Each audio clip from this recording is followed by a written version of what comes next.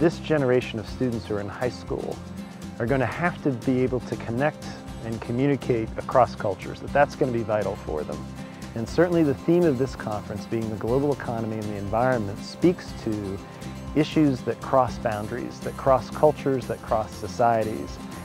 And leadership for our kids and for the kids who were here is going to encompass more than just their own local communities or the regions that they live in or the states or the countries. It's going to really encompass being able to work globally across a wide spectrum of languages, religions, ethnic origins. Students came from 10 different countries, 11 schools, 4 students and a teacher from each country to form a delegation. We wanted to have a mix of students who had a lot of international experience and students who didn't have very much at all but who were real curious. The idea of holding this conference is, is very, how to say, innovative. Collegiate School, for me, will be a perfect environment to work. Because you see that not only grades are not the major issue here, but how to create, how to build a better character, a better citizen, a better human in this world. By getting us all together, it's really interesting to see how we interact with each other. And I think that by bringing teenagers and not adults, it's much more effective, because we haven't explored and we haven't traveled that much. And so I think it's really important to start young with conferences like these so we can get comfortable working with people from different backgrounds than us, and also just really comfortable with our culture and how our culture is and how we can respect our culture while still learning about others. The first day, students brought with them a presentation which they gave on an environmental problem or issue in their home country. And then the whole group of them divided up into international teams where they focused on one problem per team.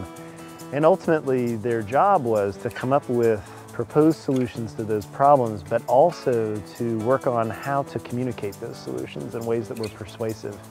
The third thing that we brought to the table were really strong relationships with universities and multinational corporations and other companies in Richmond who could serve as part of the faculty for this. One of the highlights for the students was their sessions at MeadWestvaco, which is a global packaging company headquartered here in Richmond.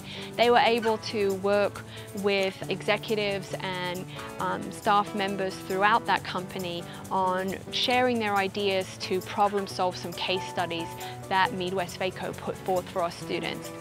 This wasn't really a sit and listen experience for these kids. This was an experience where they certainly had some information and some kind of adults up in front, but those adults were facilitating their conversations with each other. And so it was a full 9 days of interaction. They worked with a group of faculty from English, from the arts, from technology to create presentations that use a variety of different techniques. So our topic is plastic waste management in Morocco. So what we're going to do is we're actually writing a story, and 2 of us are going to be narrating it while the other 3 act in it. Once upon a time, the world was beautiful. The air was fresh, the grass was green, and the animals were happy. Once upon a time, the world was beautiful. The air was fresh, the grass was green. So thank you so much for coming and being here today. This is the culmination of a week-long process. אם תיקחו לנו את העצים, אנחנו נלך אחריהם. So 200 trees are being cut in Afghanistan every day. Carbon dioxide released from forest fires causes the haze in Malaysia. So if we want to reduce the percentage of carbon dioxide, we should plant more trees. We also want to improve the infrastructure and facilities. We would do this by implementing a recycling system which would help create more jobs. We would like to reduce inorganic waste from Morocco so the environment and the people would no longer be harmed. Thank you. They did not take very long at all before they were all acting like best friends.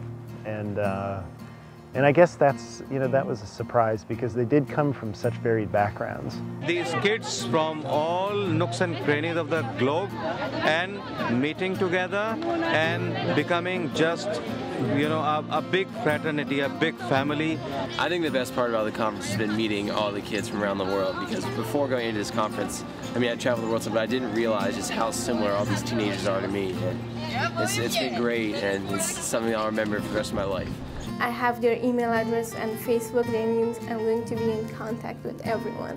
By having all different cultures and even languages, it gives a new perspective to everything. At the beginning, it was kind of hard because we're from different cultures and different backgrounds, so our ideas were kind of different. But as we got further into discussion and negotiation with other people, it was starting to become easier for us to discuss and talk about our opinions. I think interacting with different people from all around the world really widened my views and opinions about certain things in life. I suppose the only way you can change the world is if people have awareness, and that's what we need to do. They see that they can just change the world, like working in collaboration with students of different countries.